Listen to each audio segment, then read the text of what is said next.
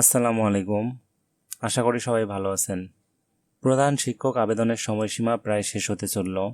অনেকেই হয়তো আবেদন করে ফেলেছেন, আবার অনেকেই এখনও বাকি আছেন, সামনে করবেন।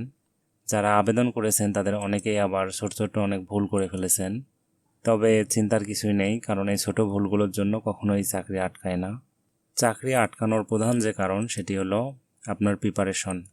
আপনার প্রিপারেশন যদি খারাপ হয় তাহলে আপনার পরীক্ষা অবশ্যই খারাপ হবে, ফলে আপনি এমসিকিউ পরীক্ষাতে বাদ পড়ে যাবেন। তাই আজকে আমি আপনাদের সাথে কিছু টিপস শেয়ার করব, যার মাধ্যমে আপনার প্রিপারেশন নেওয়াটা সহজ হয়ে যাবে। অবশ্যই আপনার নিজস্ব কিছু স্টাইল আছে, সেটি চেঞ্জ করার কোনো প্রয়োজন নেই, কিন্তু তার সাথে আপনি এই টিপসগুলো ফলো করতে পারেন। তাহলে চলুন শুরু করি। প্রথম টিপস, আপনি আপনার লক্ষ্য নির্ধারণ করুন। আপনি যে প্রতিদিন 8 ঘন্টা 10 ঘন্টা পড়ালেখা করবেন, কেন করবেন, সেই লক্ষ্যটি ঠিক করে নিন। এটি আপনার কনফিডেন্স বাড়াতে সাহায্য করবে। ভিতর থেকে আপনার মনে শক্তি যোগাবে যে আপনাকে এই পড়ালেখাটি করতেই হবে।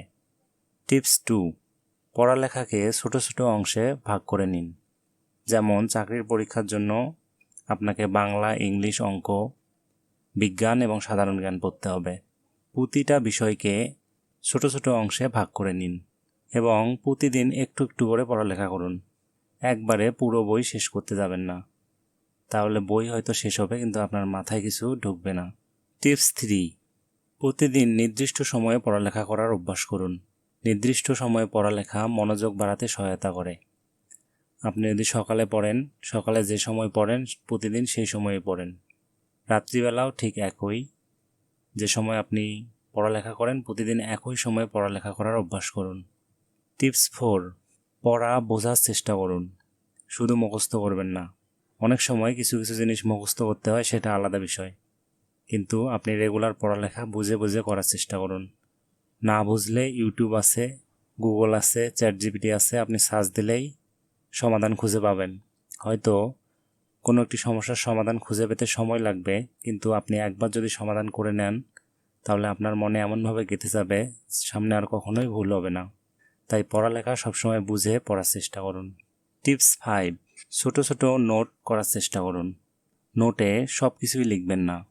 আপনার মনে হবে যে জিনিসটি আপনি নতুন শিখতেছেন এবং গুরুত্বপূর্ণ, সেটি আপনি নোট আকারে লিখে রাখুন।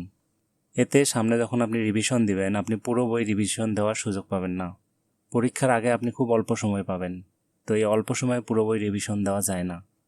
তখন আপনি এই ছোট ছোট নোটগুলো দেখে নেবেন, এতেই আপনার রিভিশন যথেষ্ট হয়ে যাবে। টিপস 6, পড়ালেখা রিভিশন করুন। আজকে যে পড়াটি পড়তেছেন, একদিন পর আবার 10 থেকে 15 মিনিট সেটাতে চোখ বুলান। 7 দিন পর আবার একবার পড়ার চেষ্টা করুন। একবার পড়লে কখনোই মাথায় থাকে না। টিপস 7, টেকনোলজি ব্যবহার করুন। আপনার কাছে যেটি গুরুত্বপূর্ণ মনে হবে সেটি ছবি তুলে রাখুন। আবার যে জিনিসটি আপনি বুঝতেছেন না, আপনি ইউটিউবে সেটি সার্চ দিয়ে ভিডিও দেখুন। চ্যাটজিপিটিতে সার্চ দিয়ে আপনি সারসংক্ষেপ সহ বিস্তারিত দেখতে পারেন। আরও অনেক টুলস আছে, আপনি যখন ব্যবহার করা শিখবেন বা ব্যবহার করা শুরু করবেন, তখন দেখবেন যে আপনি যে কোনো সমস্যার সমাধান নিজে নিজে করতে পারতেছেন। তো টেকনোলজি ব্যবহার করুন। টিপস 8, বিশ্রাম ও ঘুম ঠিক রাখুন। অনেকেই আছেন রাত দিন একাকার করে পড়ালেখা শুরু করেন, এতে ঘুম এবং খাওয়া দাওয়ার ঠিক ঠিকানা থাকে না। অনেক সময় গোসলও ঠিকভাবে করা হয় না, ফলে অসুস্থ হয়ে পড়েন। এভাবে আপনি লম্বা সময় দৌড়াতে পারবেন না। কথায় আছে, slow and steady wins the race. আপনাকে স্লো আগাতে হবে, কিন্তু কন্টিনিউয়াসলি আপনাকে পড়ালেখা করতে হবে। কিন্তু আপনি যদি একদিন 18 ঘন্টা পড়েন, আপনি প্রতিদিন 18 ঘন্টা পড়তে পারবেন না, আপনার শরীর সেটা টানাবে না।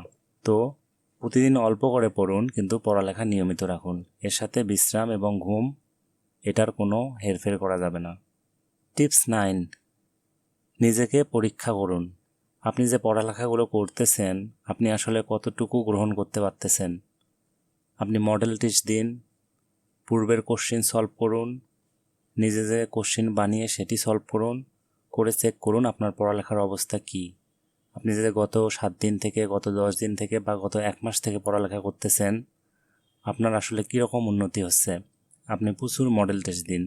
এবং টিপস 10, সর্বশেষ যে টিপসটি আমি দিতে চাই, এটি হলো এমন একটি টিপস যা মানুষকে চাঁদে পৌঁছে দিয়েছে। টিপসটি হলো ইতিবাচক মনোভাব রাখুন, অর্থাৎ আমি পারবো। এই বিশ্বাসটাই হলো সফলতার মূল চাবিকাঠি। আপনি যদি এই বিশ্বাসটি রাখতে না পারেন তাহলে আপনি প্রথমেই হেরে যাবেন। বাকি যে 9টি টিপস আছে সেটি আর ফলো করার সুযোগ পাবেন না। আপনি প্রথমেই মাঠ থেকে আউট হয়ে যাবেন। কথায় আছে, আপনি যদি হারার ভয়ে মাঠেই না নামেন তাহলে আপনি জিতবেন কিভাবে? তাই প্রথমেই আপনাকে মনে বিশ্বাস রাখতে হবে যে আমি পারবো। এটি মাথায় রেখে আপনার টেবিলের সামনে আপনি এটা লিখে রাখেন, যাতে আপনার চোখে প্রতিদিন পড়ে, বা আপনার মোবাইলের ওয়ালপেপারে সেট করে রাখেন যে আমি পারবো। এই বিশ্বাসটুকু রেখে আপনি পড়ালেখা শুরু করুন। আপনার প্রতিপক্ষকে এটি দেখার কোনো প্রয়োজন নেই। কথায় আছে, hard works beats talents when talent does not work hard. অর্থাৎ পরিশ্রম ট্যালেন্টকে হারিয়ে দেয় যখন ট্যালেন্ট পরিশ্রম না করে। তো আপনি মনের মধ্যে রাখুন যে আপনি পারবেন এবং পরিশ্রম করে যান, বাকিটুকু আল্লাহর উপর ছেড়ে দিন। তো আজকে এ পর্যন্তই। আশা করি টিপসগুলো আপনাদের কাজে লাগবে। ধন্যবাদ। ভিডিওটি ভালো লাগলে অবশ্যই সাবস্ক্রাইব করে আমাদের সাথে থাকুন।